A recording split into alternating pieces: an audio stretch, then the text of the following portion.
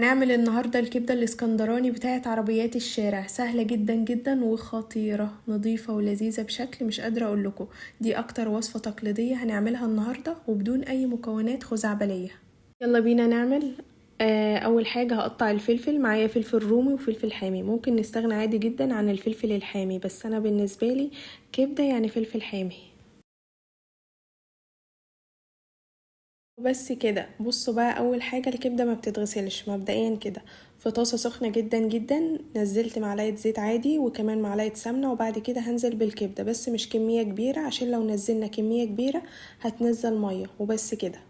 الصدمة اللي الكبدة اخدتها دي هي اللي بتوقف الدم بتاع الكبدة. وبعد ما قلبتها نزلت عليها برشة من الفلفل الاسود وما حطيتش ملح عشان ما تنزلش مية، وهفضل اقلب فيها لحد ما تاخد لون حلو. وخدوا بالكم الكبدة ما بتقعدش كتير على النار.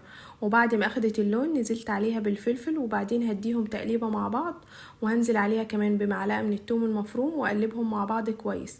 وبعدين هزود ملح وفلفل اسود طبعا حسب كمية الكبدة اللي معايا، وبعدين ندي تقليبة. واول ما الفلفل يدبل وكده خلاص الكبدة خلصت. نظيفة ووهمية خطيرة جدا. بصوا بقى الجمال والحلاوة، خطيرة تجنن.